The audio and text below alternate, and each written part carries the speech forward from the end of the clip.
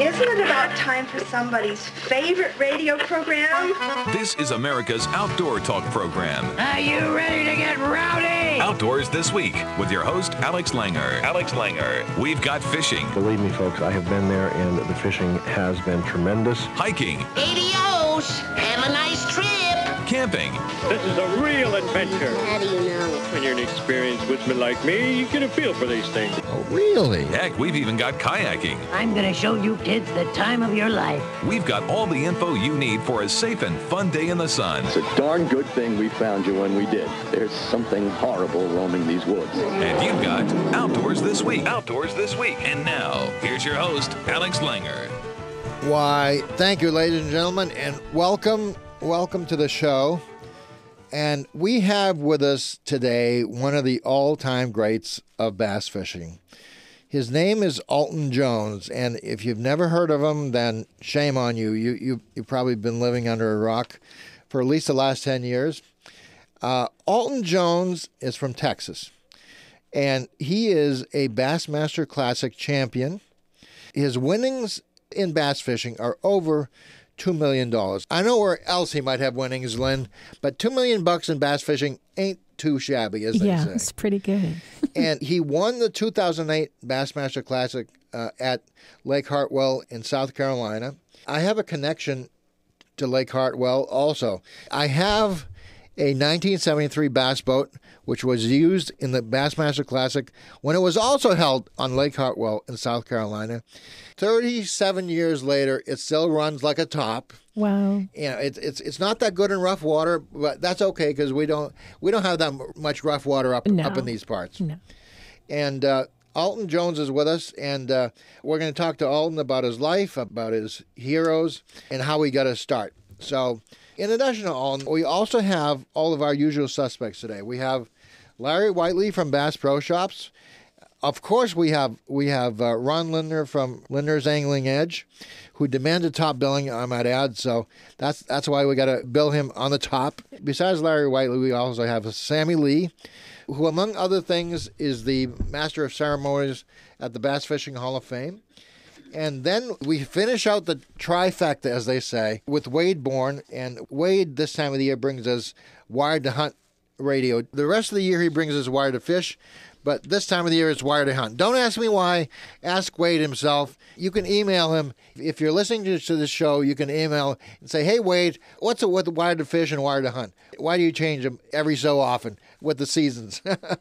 So that's it, folks. Stay with us. It's going to be a bumpy ride, I guarantee it. More of America's favorite outdoor talk program, Outdoors This Week, after these messages.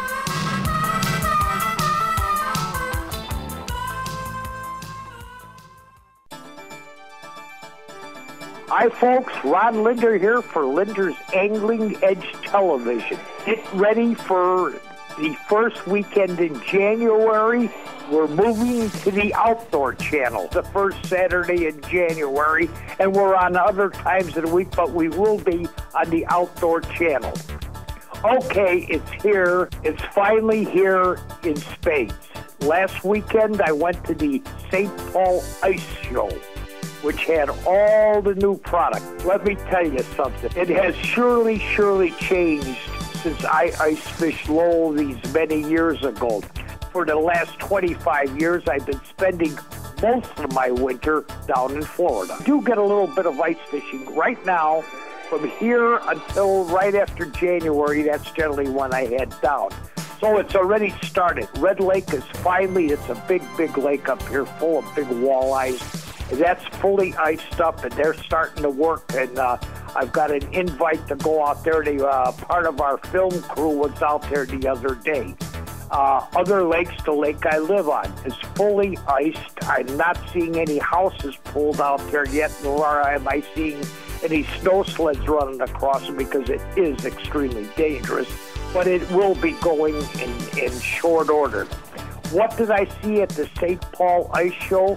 Just about every type of warm clothing one could ever conceive of.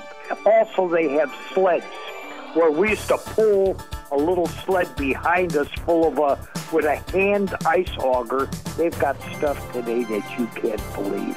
You could drill like 50 holes and it's nothing. And, your arms, my arms got tired when we were manually turning them.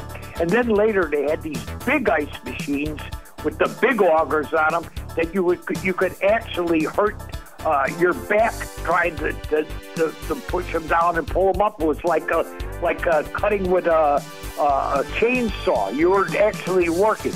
Today they got it all. It's so easy. It's unbelievable. The biggest thing that we saw there that really made a dent there is these underwater cameras. This is where they've really found their niche, if there is such a thing like that. The underwater cameras, now you dig a hole and you put your lures in there, but in holes all around, sometimes in as many as 3 positions. They got some of these cameras that will split image for you, and you can watch them just like a television screen. You could watch your lure from various angles. You could see fish approaching. You could see schools of bait coming through. You could see a predator, like say some big old northern pike gliding towards your bait. As you're sitting in these warm houses, these things come up, they go poof, and you pop up a tent, and it's there. It shields you from all the wind. You got a television set. You could do anything. And some of these people now, they've got little warming tables that they take out goodies, warm stuff, and they make cocoa. So it's a totally new ball game. This is what I saw, and the rods and reels are now being made, especially depending upon what type of fish you fish. What we used to do in the old days, you had rods that we would break off. If we broke a rod, we'd save it. We'd use, like, let's say it's cracked in half. Well, we'd take that front half and then we'd stick it in a broomstick handle, and that was our ice rods. We'd use the back ends. Now everything's brought in. Special reel, special rod, special line. Line? Yeah, ice-free line. Line that doesn't let the ice build up. You can let it down. Ice does build up on, if you do this stuff, ice will build up on certain lines. They're now working on types of monofilament that stay ice-free, that the ice doesn't stick on them. They got holes, warmers, that the holes don't get cold. So all in all, the ice fishing season is in full boom. Now, on the lake that I live on, Gull Lake in central Minnesota near Brainerd, hosts the largest ice fishing extravaganza in the world. Might have 10,000 to 12,000 people on the water and thousands of holes, 5,000, 10,000 holes. It looks like Swiss cheese. And they give away $150,000 worth of prizes. You can win cars and this and that and every other thing in this derby. The one thing that here's what I joke about. It's generally held in late January, sometimes on tough years, because they have to make sure the ice is thick enough so they don't have any problems. It's already been pushed to February, and most of the time when they have them, I'm going by the palm trees. So while this is one of the biggest events in all of ice fishing land, and it's here on the lake I live on, in my own backyard, I have not been on or saw one in the last 12 years. Well, that's it for now. So have a good ice season if you're in the ice area. If you're outside the ice area, have a good ice fish or a good Christmas season, and see you later, folks.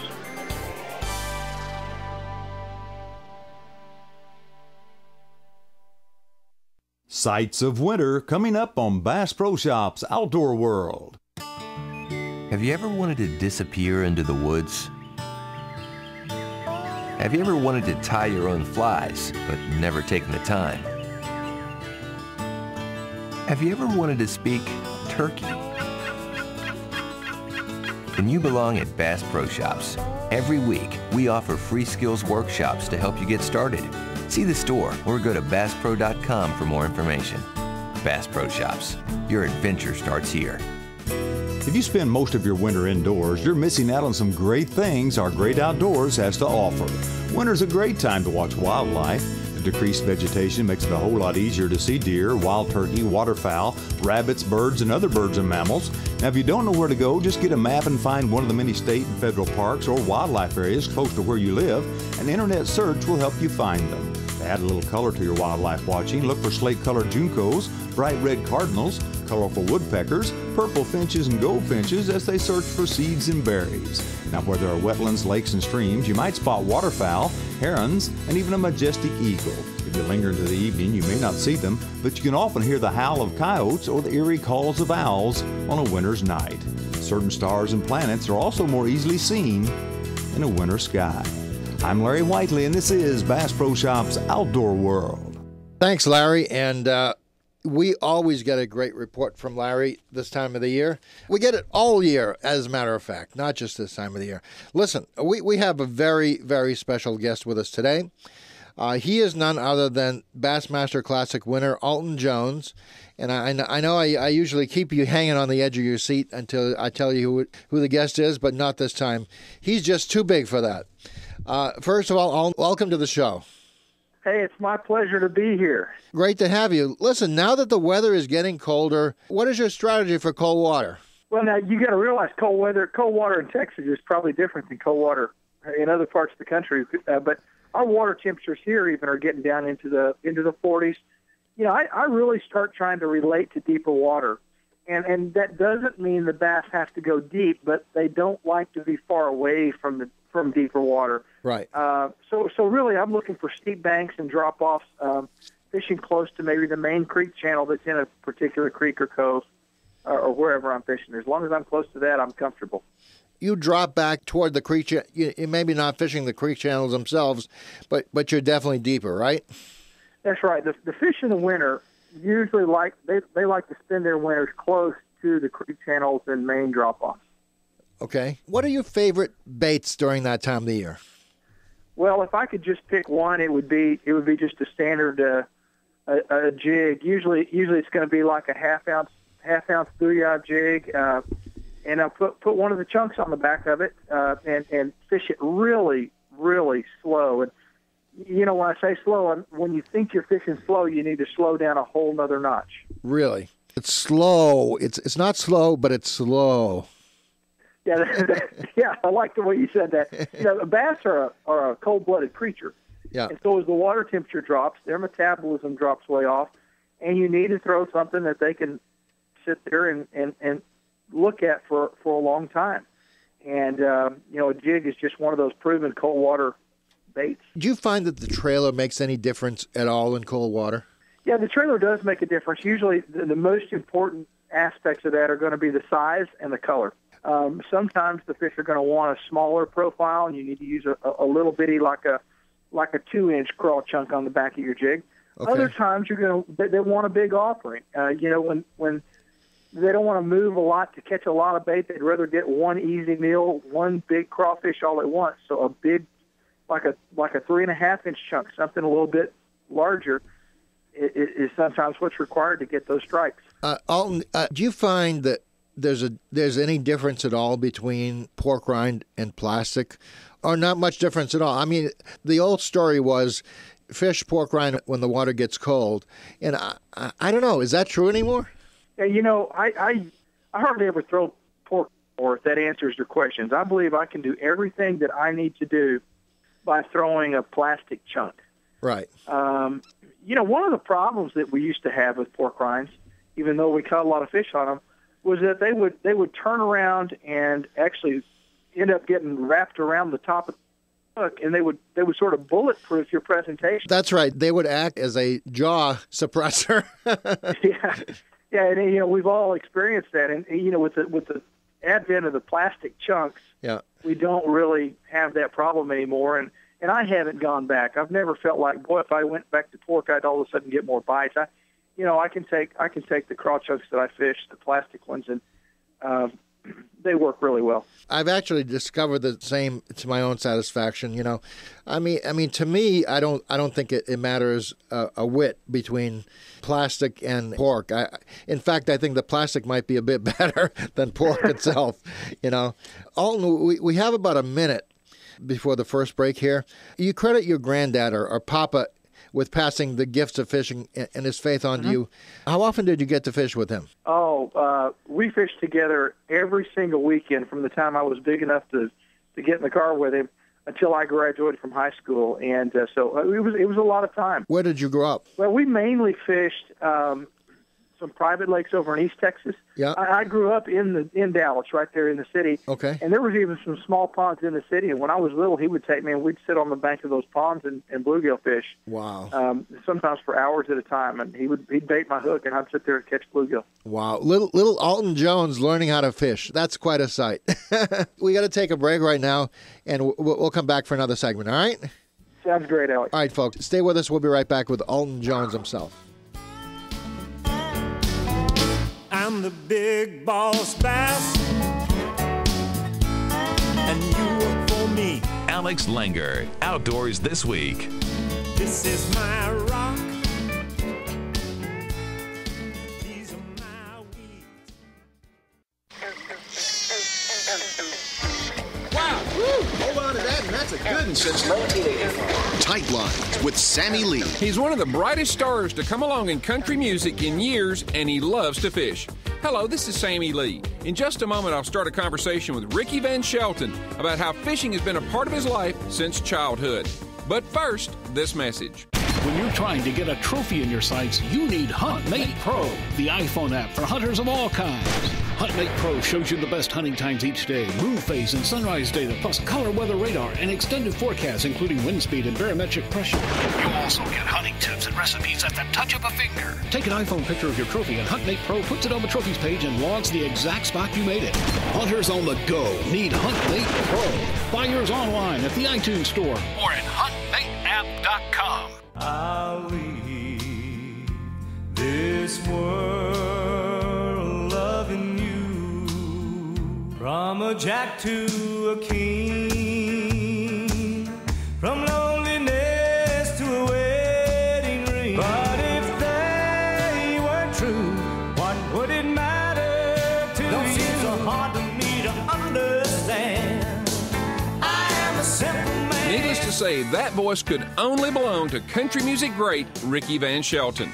But I dare say that most of Ricky's millions and millions of fans don't realize that Ricky loves to fish. As a matter of fact, Ricky was raised up fishing. Weren't you, Ricky? Yeah, I was raised up fishing and hunting, you know. I told you earlier, you know, I used to, it wasn't no such thing as a fish, because when I got married, I quit catching fish. You know, I got jinxed. But, yeah, I used to go fishing all the time, you know, fished in the creeks and the fish ponds back home in Virginia, and fished in the river a lot. I mean, I really fished. I mean, when we was kids, you know, where I come from, we was kind of raised in the woods, as I call it. Our parents would... all the kids around the countryside, you know, in the summertime now, your parents would say, get outside, and they'd lock the door. They wouldn't let you back in, you know. And so we just we were raised up in the woods. I mean, we stayed in the woods, and we'd carry a ball of string with us and a little metal box of hooks, and we'd catch grasshoppers, roll over a log, and get bait worms, you know. So, yeah, I was really raised up fishing, you know. I'll continue my conversation with Ricky Van Shelton next time, so I hope you'll join us. I'm Sammy Lee, and until next time, Tight Lines. Tight Lines, brought to you by HuntMate, the best hunting app for your iPhone. By UFP, America's leading maker of brake systems for boat trailers. And by Smart Baits, color changes everything. Holiday cheer is near. Get the perfect gift for your favorite fisherman online at tightlinesradio.com. Thanks, Sammy Lee. And Alton, has Sammy Lee inducted you into the Bass Fishing Hall of Fame yet, or not? He has not. I guess I need to read him about that. I mean, what's up with that? You know what? I don't know what is up with that. I'm not going to get in there until after you do. If you're good enough to meet George Bush, you're certainly good enough to get into the Bass Fishing Hall of Fame. I mean, what's up with that? I'm going to have to chide Sammy Lee about that. How did you overlook Alton Jones? So let me ask you this. You know, I own a 1973 Bassmaster Classic boat. That's my daily driver. That's the one that was used on the Classic when it was on Lake Hartwell in 1973. Yeah. And you have a connection to Lake Hartwell because that's where you won the Bassmaster Classic. Also, I mean, not in 1973, but in 2008, many years later. And Tell me about Lake Hartwell. What was your key to winning the Bassmaster Classic there? Well, it's interesting because we and I were just discussing before the break fishing in cold water and fishing a jig, and actually I was fishing a jig in cold water and doing a lot of the things we just talked about. I was fishing the edges and the bottoms of creek channels and fishing really, really deep now in that event. I was catching those bass anywhere from 35 to 55 feet deep. What month of the year was that in February or was that? Yeah, that was a February event. Okay, you were fishing deep water with a jig, right? That's right. And Hartwell, they cleared the timber in Hartwell from the normal lake level, the full pool level, down to about a depth of 35 feet. Yeah. Everything deeper than 35 feet, they left. And so, it's a bare bottom from 0 to 35, but once you get out deeper, it's like a flooded forest down there, old hardwoods and just different types of trees. And what I was trying to really target was the inside edge of those deep trees, and where creek channels would intersect kind of that underwater forest. Right.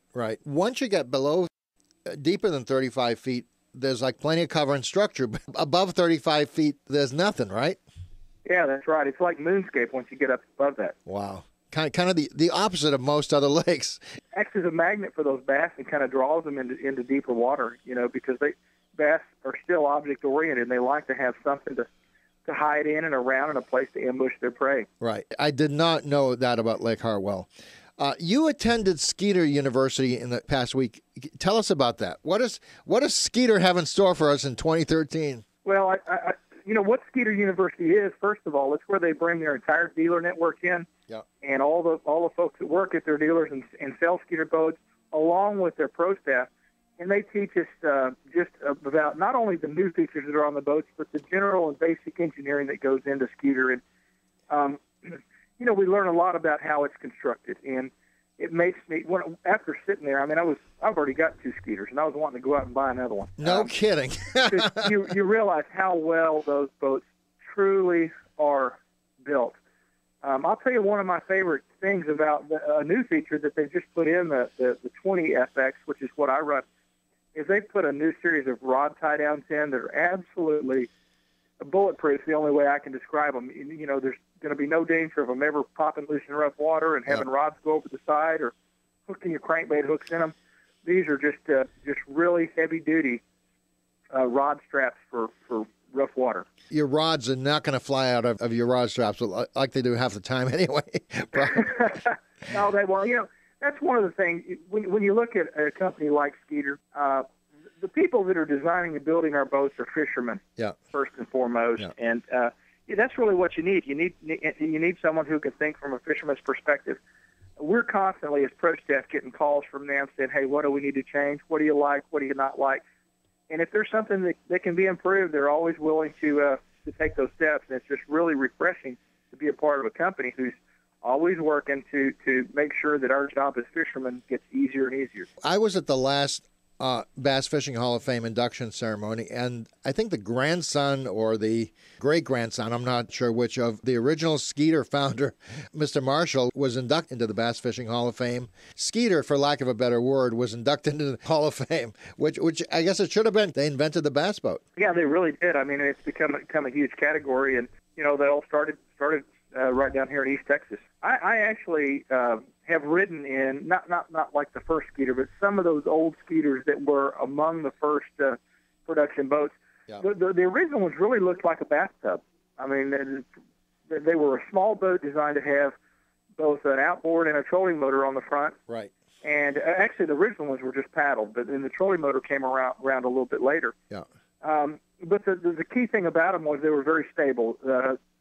And something that Skeeter maintains to this day, side to side, there wasn't a lot of wobbling, so you could stand up in the boat, you could move from one side to the other, even though it was fairly narrow, and not worry about pitching your partner out when you did that. Right. And then I think they were the first bass boat with the Skeeter Wrangler to put a deep D in the front. Bass boats kind of shied away from a deep B until Skeeter put it in. It made it okay again. Yeah, it really is, and they continue to engineer, just learning the science and the engineering that goes into getting a dry ride, and how do you make sure that you're projecting the water down instead of up when you're really running at high speeds in a bass boat. there is a lot of engineering that goes into doing that successfully. I'm a fan of the old bathtub bass boats, but they really don't have a dry ride, and you kind of get beat to death if there's any chop in the water at all. So, I mean, that's right. Of course, back then there weren't a lot of large lakes. Right. The big reservoir is really a thing that's come about in the last 30 or 40 years. I agree. I hear you. And so that's prompted a need for bigger and faster and better rough water boats. Up in New England, where I fish primarily in 600-acre lakes and less, the old-style bass boats are the way to go. Alton, would you come back for another segment? We got to take a break right now, and when we come back, we'll have more with Alton Jones. See, I didn't even give you a chance to answer, Alton. I was going to say yes anyhow. All right. The only remedy. Hey, what do you think you're doing? Don't change that dial. Alex will be right back with more of Outdoors This Week after these messages. Break out the heavy line. I'm hooked on hooking up. In the outdoors, you can really get to know somebody. Days spent hunting and fishing together give definition to the phrase quality time. This was especially true when Ed Larson shared a once-in-a-lifetime elk hunt with his father. I'm Wade Bourne, and this is Wired to Hunt Radio. Today, Ed joins us to tell about a mountaintop experience he had with his dad. Stay tuned for more Wired to Hunt Radio. Cabela's is the world's foremost outfitter for hunting, fishing, camping, and outdoor gear. They offer more gear than anybody, best selection, prices, and quality, all backed by Cabela's legendary guarantee. Shopping with Cabela's has never been easier or more convenient. You can outfit all your needs through Cabela's catalogs, website, and their many stores. Check them out at Cabela's.com. Cabela's, the world's foremost outfitter. Imagine yourself thrown from your boat. It's cold, so cold that the shock of hitting the water makes you gasp and inhale water. So cold that your muscles can't keep you afloat. So cold that calling out for help becomes an impossible task. Boating fatalities for sportsmen go up when the weather gets cold, and many of us go hunting and fishing. So wearing a U.S. Coast Guard approved life jacket or float coat is a good idea whenever you're on the water. I'm Wade Bourne, reminding you to boat responsibly. For more information, visit uscgboating.org. This is Wired to Hunt Radio. Ed Larson works for Cabela's in Sidney, Nebraska. Back in 2008, he drew a tag to hunt elk in this state's Pine Ridge area. He invited his dad to come out from Wisconsin to join him as a non-hunting observer. After 7 days, they'd had no luck, and it was almost time for Ed's dad to head back home. Then here's Ed telling what happened next. On the last day, the day that my father had to head back to Wisconsin, he says, leans over to me, he says, I have to leave at 8:30, so we got about an hour and a half or so left. And I looked down at my watch, and it said 7, and then 7:30 we hit some cow calls, and up comes this bull, Wade, that I tell you what, made the hair on both of our necks stand up. About a 300, he ended up scoring 363 and 5 ace. But he walked out, and I shot that bull, and the moment that was most incredible was when I was holding one side of the rack, and my father was holding the other side of the rack, and it was kind of a culmination of a lifetime of hunting together. It was a pretty emotional moment for us to stand over that animal and just know that all the lifetime of deer hunting together and turkey hunting and duck and goose hunting and just all the things that we've shared and to be able to stand over that animal. My father never killed an elk before. That was the first elk I'd ever shot, and it was a dream of ours to be able to do that together and to see it all come together like it did and to stand over that animal was just, I still get goosebumps when I think about how it all worked out. That's Ed Larson with a story that has a happy ending. And that's also today's Wired to Hunt Radio. I'm Wade Bourne saying thanks for listening. Get outside. Thanks, Wade. And we have with us all-time bass fishing great right now, a guy by the name of Alton Jones, and he won something that you may have heard of called Bassmaster Classic. And Alton, first of all, welcome back. And we talked about your grandfather, or Papa as he was known. What are some of the most important lessons that you learned from your grandfather? Well, of course, all the things about fishing, and we can get into that. But I think the most important things I learned from my granddad really had nothing to do with fishing. They were about life.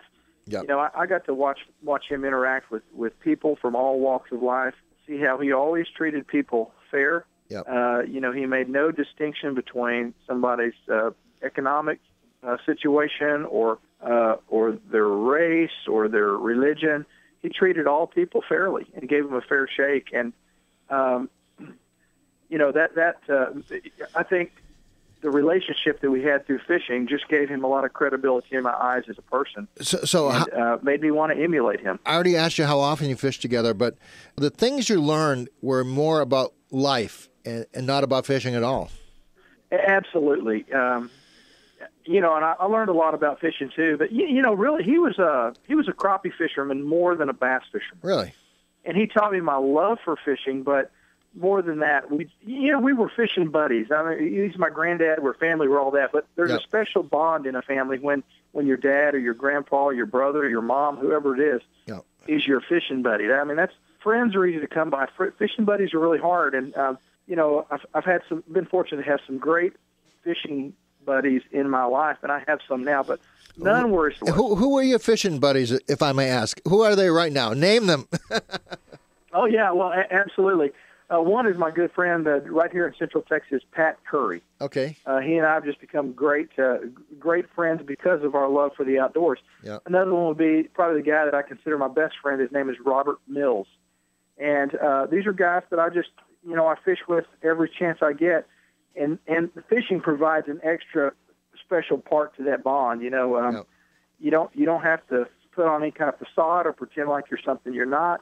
When I'm around those people, I can open up, I can be myself, we can just go fishing, and I can share the deeper aspects of life with them as well. Fishing really is the great equalizer. You pull back any veneer that you might have. You really get to know somebody when you fish with them. Oh, yeah, you do. And, you know, fishing, it's a great way to go out and forget about any problems you might have. You can maybe talk through them a little bit on the way to and from the lake, but when you hit the water with that person, right? Anything else going on in the world, the fiscal cliff, all that stuff goes away. Everything melts into nothing. I once had an experience like that. I fished the Charles River in Boston, which is right beside one of the major thoroughfares, and you know, all the people kind of looked like ants. they were ants, and I was observing them, and you know, I said, "Golly, that I've never looked at Star Drive this way from the water," but when you do, everything else seems inconsequential. So absolutely. So Alton, what do you think about Grand Lake? Tell me about what you think of the next Bassmaster Classic on Grand Lake. All right. Well, first of all, I think we're going a little too far north for February for a classic. I think it has the potential to be a great classic. I think we also have the potential to be to catch the blizzard of 2013. And in fact, I'm going to go on record right now on your show, and I'm going to call it. I'm calling for the blizzard of 2013. I don't think that's so crazy, because if you live up in New England, you know, things after November they could be great. You might dodge a bullet, or they could be horrible. I think they're really taking a gamble of having it that far north in Oklahoma. Well, you know, the other thing, weather forecasters nationwide have not figured out how to factor in the Bass Elite schedule piece of the puzzle, because we can bring cataclysmic weather to any venue. If you're in a drought, just schedule an Elite Series tournament or a Bassmaster Classic, and we will break your drought when we get there. Wow! You know, if you're in we can. So something weather-wise spectacular or dangerous is going to happen that week. Alton, where can people track you? You know, I post every day on my Facebook fan page. Okay. And it is just you can just do a Facebook search for Alton Jones, and there'll be a picture of me in my blue Yamaha jersey. Okay. And just click like on that, and you'll get my post. And I try to update people not just on fishing, but kind of the life of a pro, things I'm doing. You know, we're going skiing next week in Colorado, and I'll be making posts from there. Wow. But there's a lot of good fishing tips and things like that. Are you going to bring your bass rod skiing? That's all I want to know. That's what I use as my ski pole. We got to go. Thank you. You've been a wonderful guest as always, and good luck to you. And I'm going to talk to Sammy Lee about that Bass Fishing Hall of Fame. Yeah, you did. Thank you for having me on, and just want to wish a very Merry Christmas and God bless you to all your listeners. Thank you all, and also the same to you and your entire family. Right, thanks for being on. Take care. All right, Merry Christmas.